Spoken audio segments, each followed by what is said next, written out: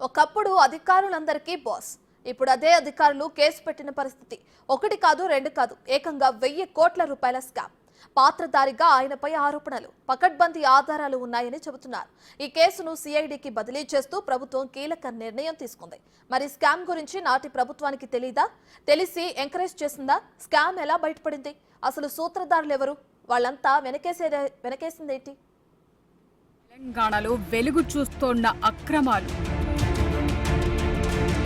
వాణిజ్య శాఖలో 1000 కోట్ల కుంభకోణం. సినిమాను తలపించేలా నిధుల డైవర్షన్. సూత్రధారి సోమేష్ కుమార్ అంటూ ప్రచారం.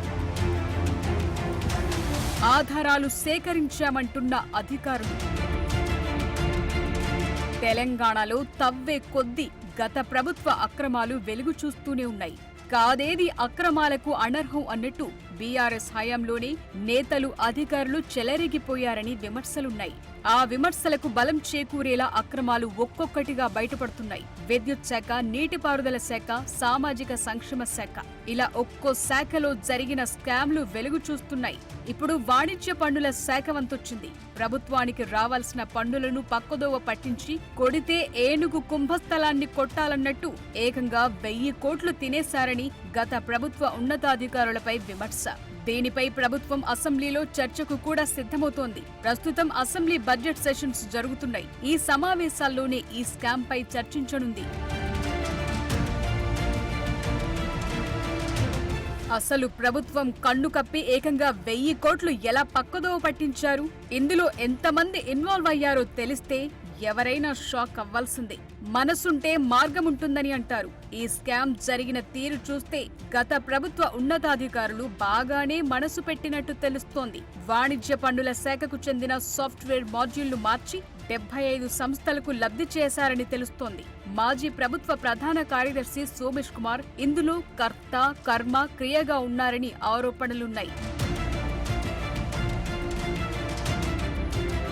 వ్యాపార అభివృద్ధి కోసం ప్రభుత్వం ఆయా సంస్థలకు వాణిజ్య పన్నుల చెల్లింపులో కొన్ని వెసులుబాట్లిస్తుంది. అందులో ఆ సంస్థలు చెల్లించాల్సిన పన్నును వ్యాపారంలో పెట్టుబడిగా వినియోగించుకుని నిర్ణీత సమయం తరువాత తిరిగి చెల్లించే అవకాశం ఉంటుంది.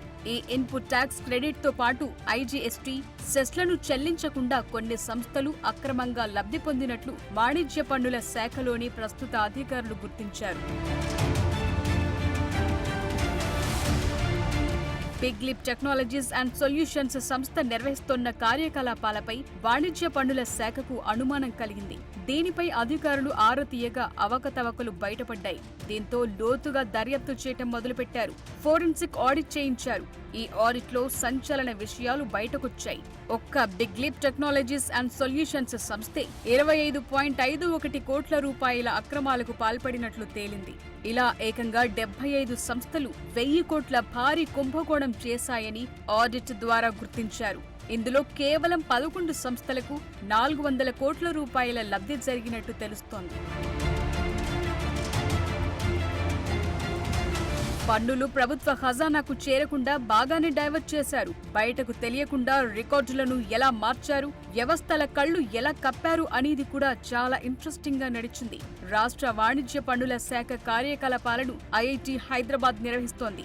ఆ శాఖకు వచ్చే రిటర్న్ ను ఐఐటి హైదరాబాద్ తనిఖీ చేసి సంబంధిత శాఖకు ఎప్పటికప్పుడు రిపోర్ట్ చేయాలి.